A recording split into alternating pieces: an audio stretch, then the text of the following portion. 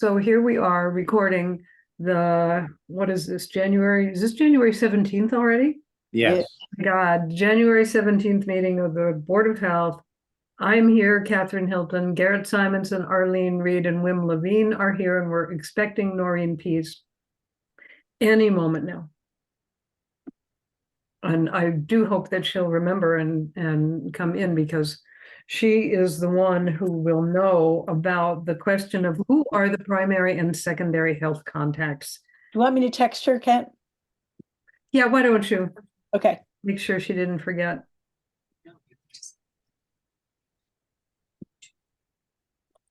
I'm thinking that I must be one of the primary health contacts because I got the Nice going, Frank. you know, the message for the drill. Did everybody get that, or what? How did that work? No. No?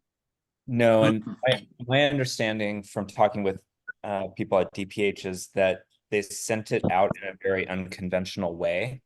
Mm-hmm. Normally, they would have used the HAN contact list, which I believe has all of us in it.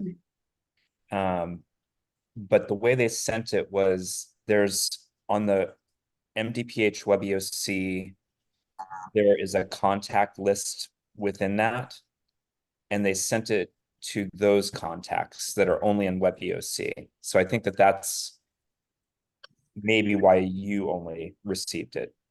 Am I And the only one? well, I don't know. I haven't been onto our WebEOC, but I would guess it might be you, and maybe it might have been the former fire chief. Oh, I So see. So I wonder if it wouldn't just be in the Board of Health, it's the whole. Well, it might have been the that generic fire chief email. Right. If he was if that email is listed on there, it would have went to that email as well. Okay. But they sent it in a weird way that they don't usually do. On purpose? No, I think it was unintentional. Oh. Because a lot of DPH emergency response people didn't receive it either. Oh. Because of how they sent it out, and they normally would. So, you know, they have these drills, and it seems like we never hear anything about them again. You know, they drill it, we do what we're supposed to do. We don't know if we've done it right or wrong. We don't get any feedback. And then we promptly forget how to do it until 3 months later when they do another one. yeah. Right. I'm glad it makes them feel useful, but it seems like all it is. Any response from Noreen? No, not yet. Well, let's carry on with the meeting, and then maybe she'll have something to tell us. So the minutes from whenever the last time is we had a meeting, which was pretty long. Mm-hmm. Was that the first meeting in December and then we didn't have the second? Was that how that went?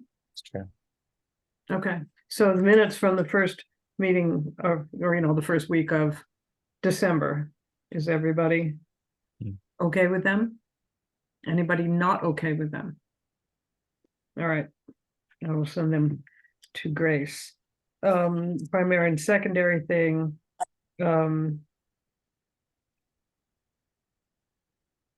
We're going to need a new password for that WebEOC, but I haven't made one up yet. I need to find out who's on it.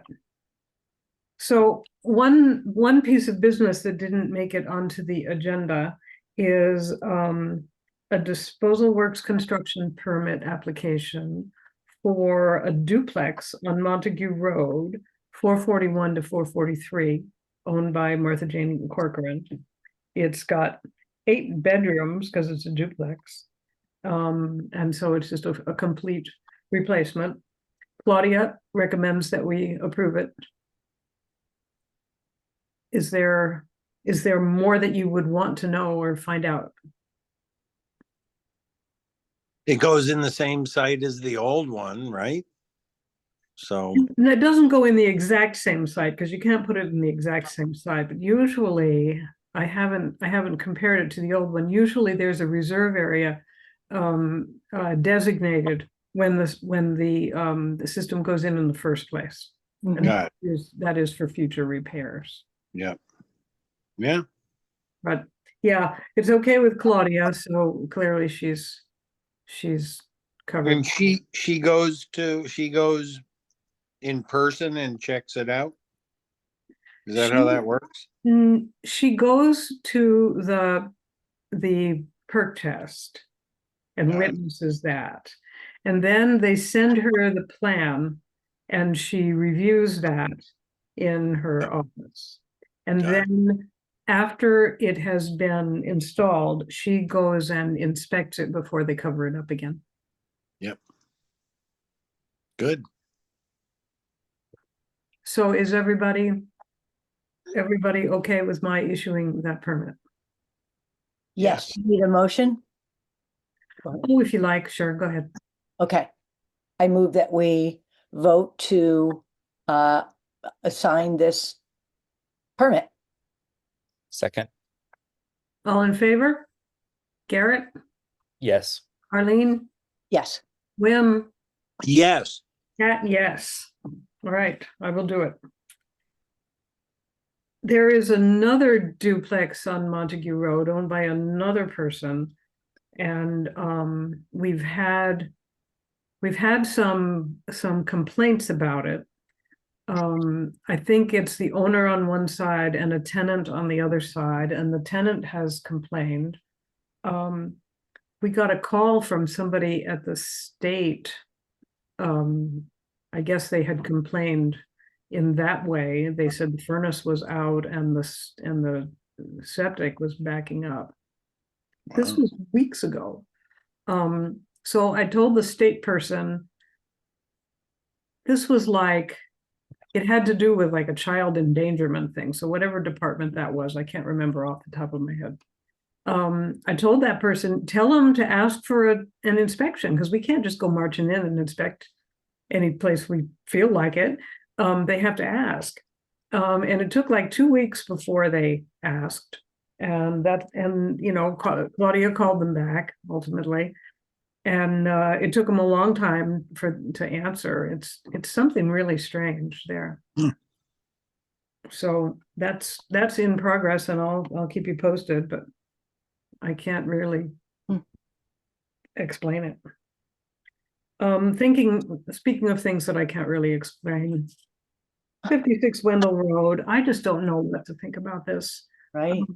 I got in touch with Greg a few days ago, and partly to ask him to report, and partly to tell him that one of the doors to that house was open and it had to be closed. The house has to be secured, and that it had to be that way. Of course, I don't know if he was behind that door and maybe doing something in the house, but so it took a few days, and he got back and said he was going to give me a full report, but that hasn't happened. And I just don't know what we should do. Yeah. Does anybody have any ideas? I think when you've spoken about this before, you've said, my impression was that the only further option besides waiting for him to, for them to get on this job was to put it into receivership. I'm not sure if that was the term, but essentially to have the town take it over, which means the town bears the tasks of demolition and then passes those costs along to him. That's what I recall from a past conversation.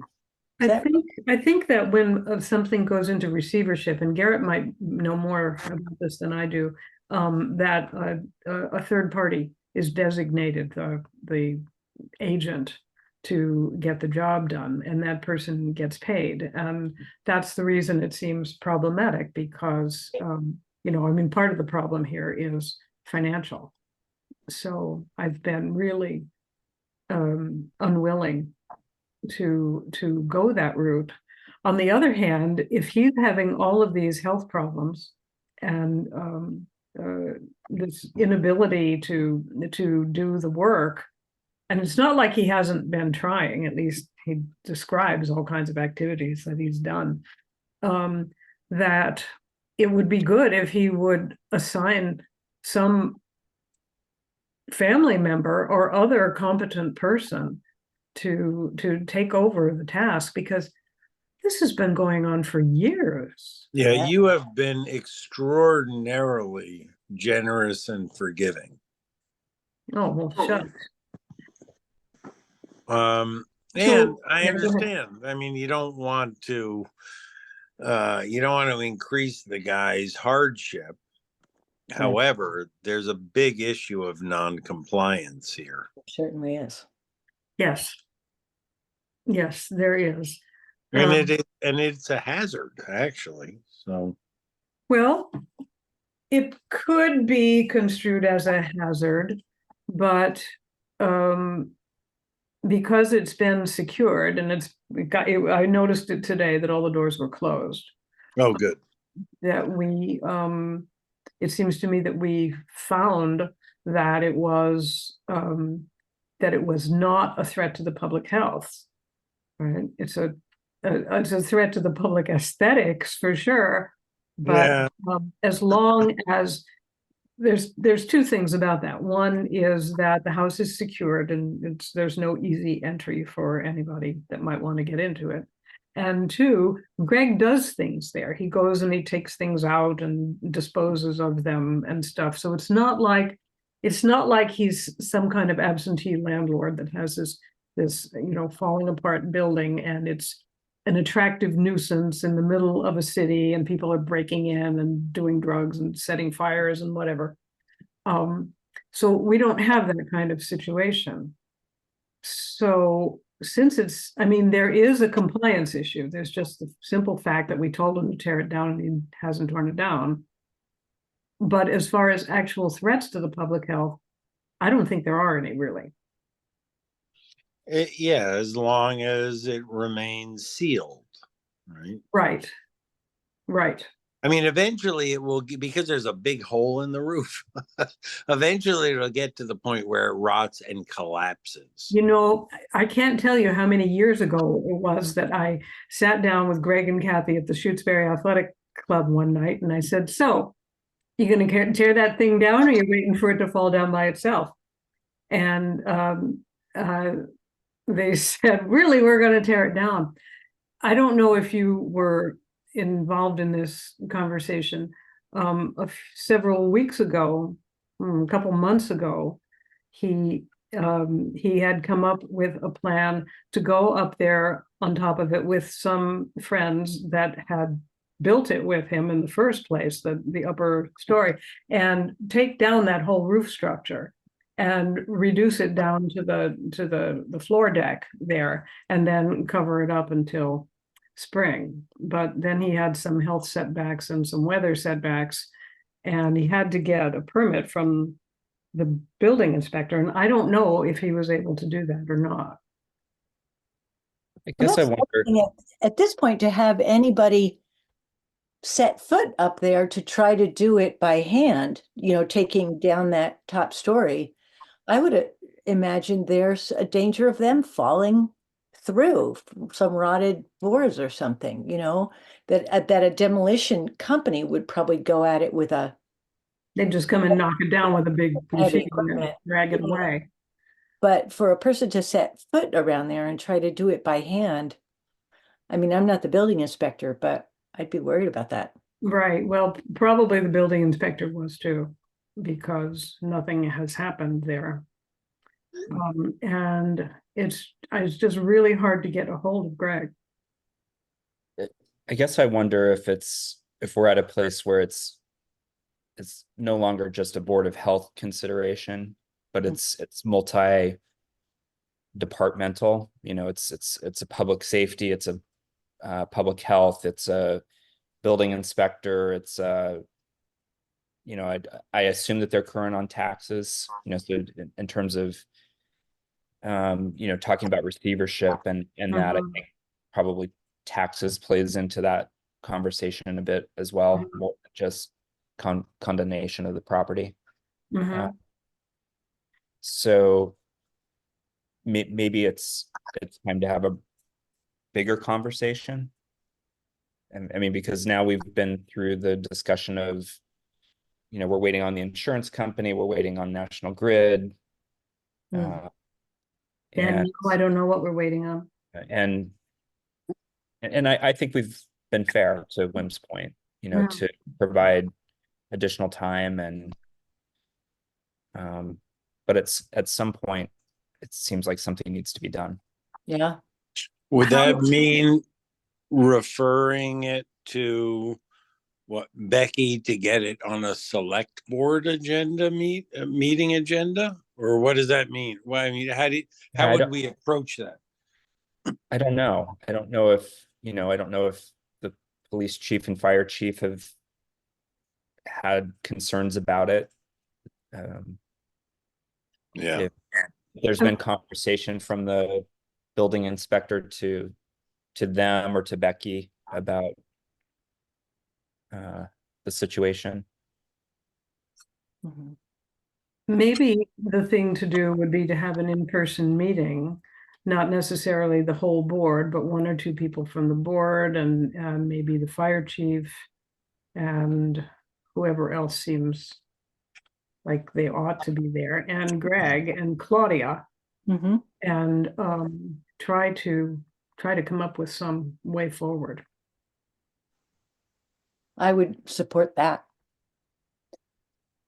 Okay. Yeah, and if that fails, or I mean through inability to schedule it, then I think maybe in planning for that, in any communication with the owner, you might say, if this doesn't happen, we will have to refer it further on because we're at a dead end. Other agencies may need to be involved in this at this point here. Okay. To Garrett's point, yeah. Likewise, if the owners appear at a meeting and make whatever, they agree to whatever terms and then fail to meet those terms after that meeting, likewise, I think, because that's Yes. the pattern. The pattern has been, oh, I'm going to do this, I'm going to do that, and then it just doesn't happen. Right. Okay, so it sounds like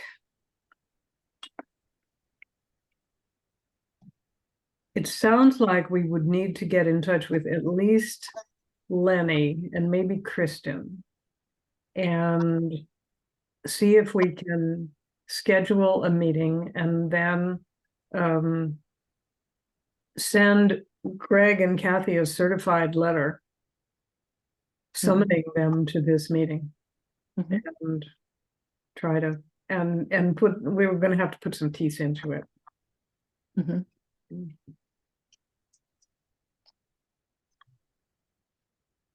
Okay, I'll get working on that. Hi, Maureen, how are you feeling? Good. I'm just I'm elevating my legs. So Very good. pretty good. 5 days in, Uh-huh, steady on. good for you. Thanks. Can I sell you some fentanyl? No, I think I'm good. Okay, Good. all right, Yep. Thank you so much. all right, good. Wow, that's a So, big deal. yeah, Yeah, it's a lot bigger deal than I anticipated, as Arlene knows. oh. You look pretty happy though. Yeah. I'm happy. It's good. It's good. Everything's gone. Yes, it's good. Everything's good. So, are you able to tell us anything about this primary and secondary public health contact business? I believe that are you talking about for Han? Well, we had this WebAOC drill and Yeah. Yeah. I think I haven't heard anything back. I did hear from Gail, but you didn't really answer my question. So I believe that I was primary and you were secondary. And did you respond to the drill? No, Did And did you that's get because drill you did, notification? That's I got the more, notification. you did get Yes. the drill notification. Okay, I so did. then, Yeah. Yeah. so that to me, Kat, says that you and Noreen are listed on WebEOC as the Right. primary and secondary contacts. I believe that's true. that would make sense. Because Noreen, when they sent out the drill, they did it in a non-conventional way. So normally they would send it out through the HAN and we would have all received it. Right.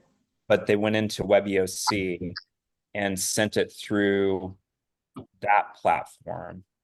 Pulled all of the 24 or pulled the primary and secondary contacts for each health department or board of health from that platform and then sent it out through the HAN, which they normally don't do. Right.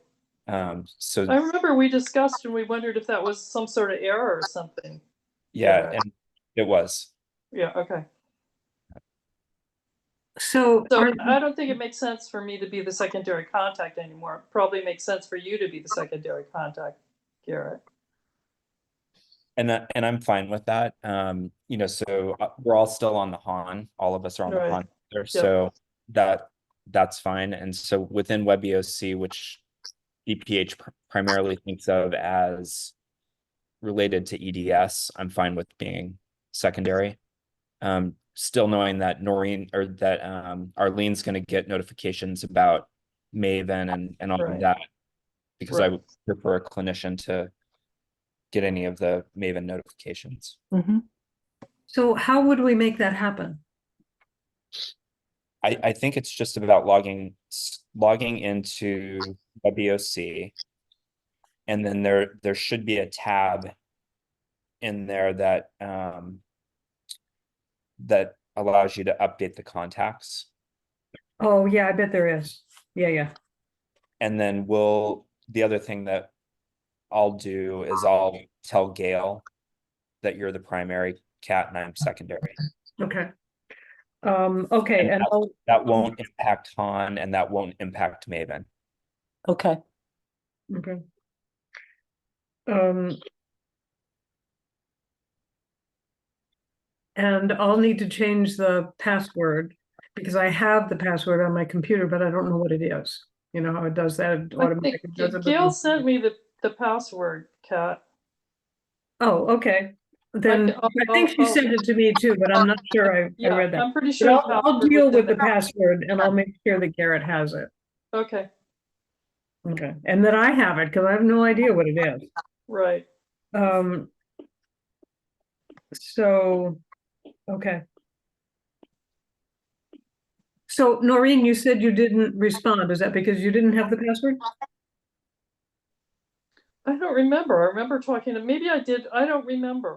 Maybe I Okay. did respond. I remember Garrett and I talked about it. We thought it was a very odd situation. So Mhm.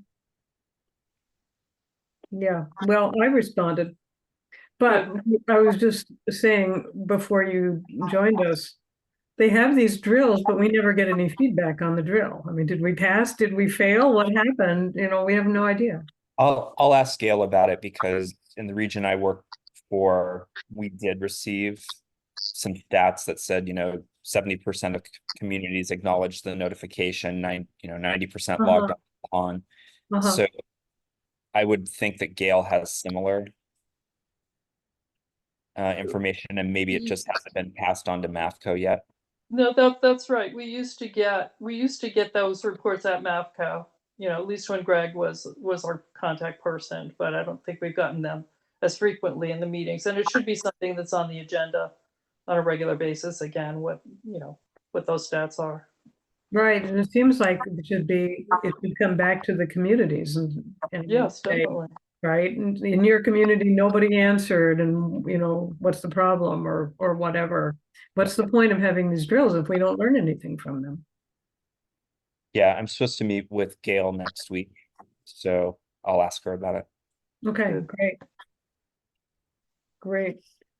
We should talk too about the full coalition meeting on the 5th, Garrett. I think, did we all get notice of that? I Should did, I have. don't know if the rest did. I believe so.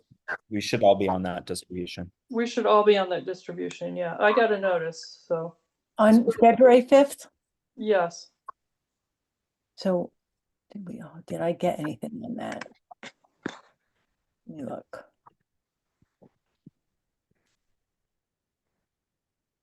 Uh,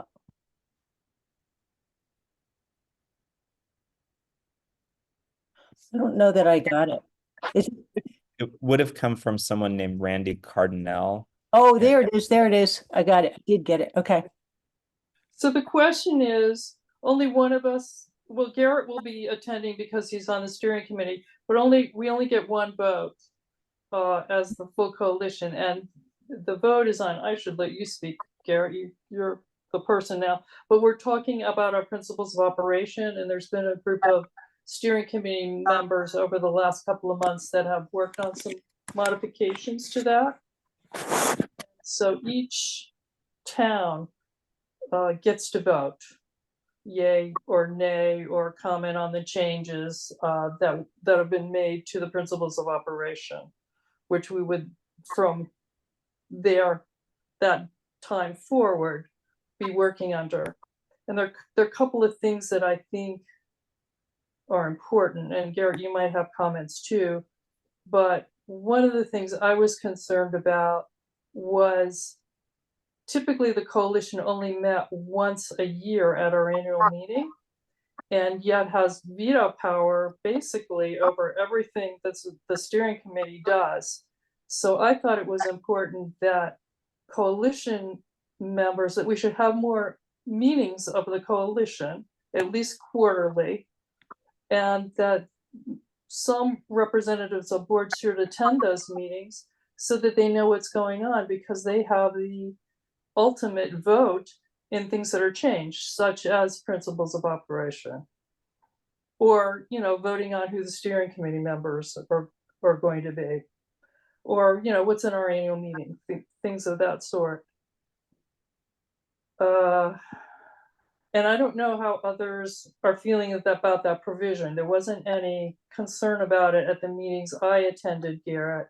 People seemed to think it was a good idea to encourage other members from towns to attend these meetings and learn a little bit more about what's going on. So I'll just stop there and let people comment.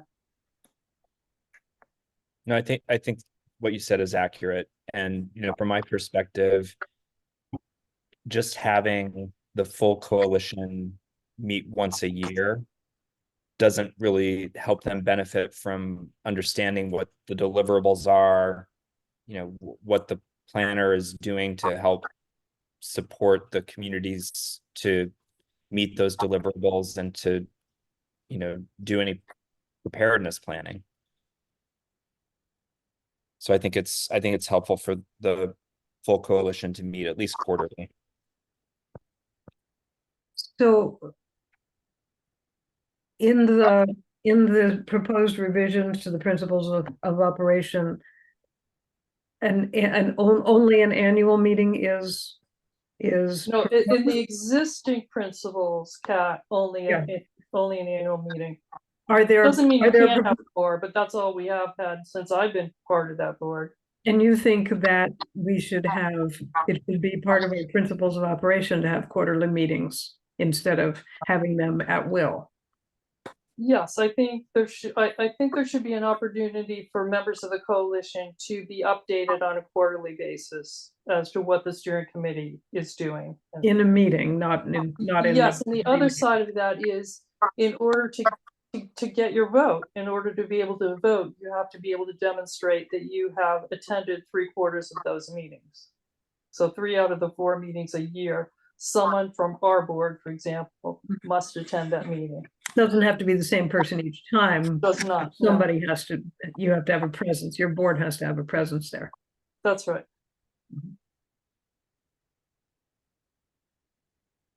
And are there proposed changes on the table at this meeting for the principles of operation, or what's the situation with that? So in that email from Randy, I think there was an attachment of the draft. And so basically there's going to be a presentation on the draft revised principles of operation, and they'll take a vote Mhm. to approve those. I don't think there's anything else in the principles that I can recall that might be controversial or was a change that should warrant any concern on anyone's part. Do you agree with that, Garrett? Yeah, I think Yeah. they're pretty straightforward. Yeah. I'm still not clear on this. Are the proposed principles, what do they include in the way of required full coalition meetings? 4 a year.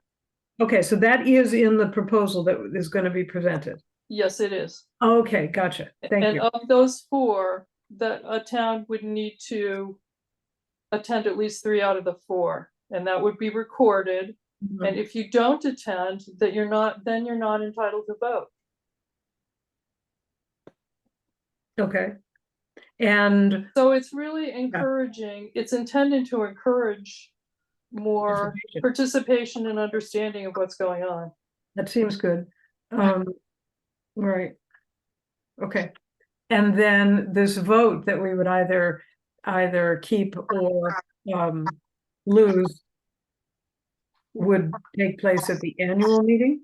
I mean, it's not No, like a this vote's rolling taking thing. place on the 5th. It's taking place on the 5th. It's a No, special. no, that's not what I mean.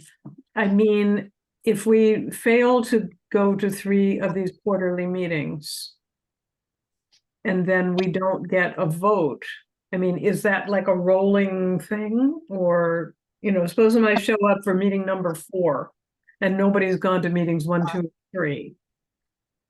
I don't get to vote, So right? that's a good Right. question. I don't know that it stipulates that, so the way I would think of it, Kat, is that within a budget period, because that's how the funding works, All right. that you would need to attend. Well, so if you attend, I don't know. I don't know how that would work, but it's a good question. Do you get credit for having attended, if you attend the last 2 meetings in a budget period? Mhm. Are you entitled? I don't know. Right, yeah, do they draw a line and start over at the beginning of the fiscal year, or, I and- think and- a budget period might make sense, especially for beginning this, since we're talking about it now and we're already halfway through the budget year. Uh-huh, So maybe, well, we would only have the opportunity probably for 2 meetings this year. So, maybe there would be some, I'm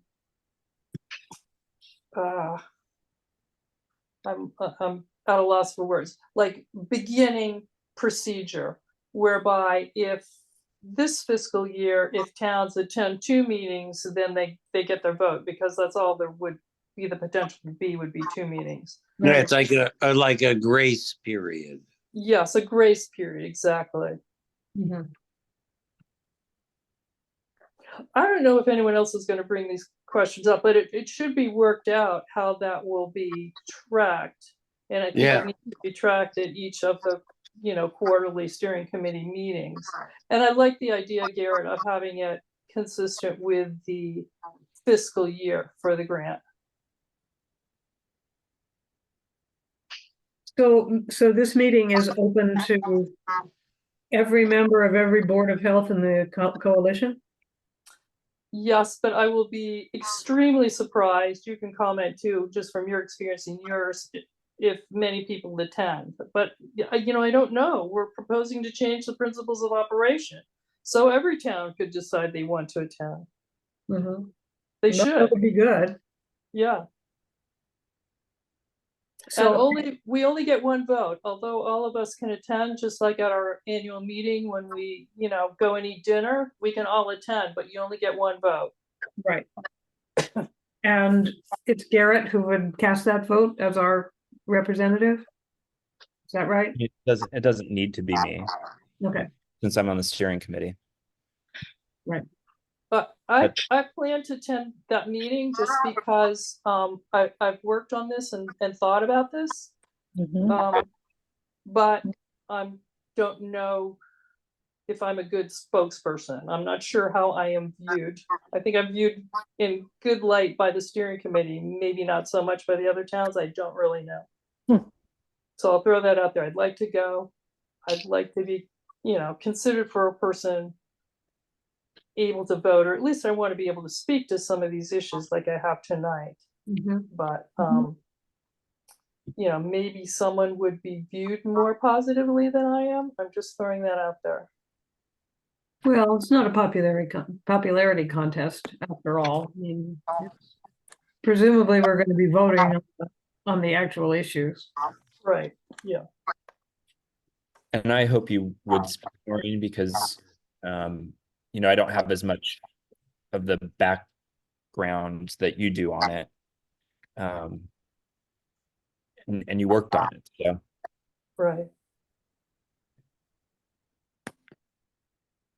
So this is February 5th, about Monday evening.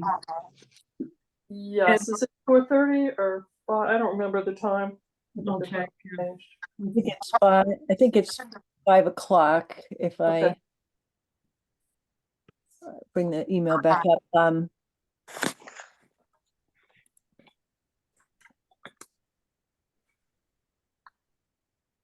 The invitation link is below, he says, and he says invitation link is below, but I do not see it below. Maybe I'm missing something. I think it's It's in the first attachment. It's in the first page of the attachment, and it is at 5 p.m. Okay. And there's a link in that? On the attachment page 1, yes. Okay. Speaking of links, does everybody know, if I forget to send the link to our meeting, does everybody know how to get it? Yes. Town meeting calendar. Through the town website. Yeah. Also, speaking of links, are we coming up on our time? Yes, we are. We should probably hang it up so that unless anybody has something to say in the next 2 minutes. Garrett and I will go on the 5th, and I have a question. Is there a co-chair, Garrett? Yet? A co-chair? Me. Yeah. Yep, me. Okay. It's Michael. Awesome. Thank you, Garrett. Yep. Just one quick update.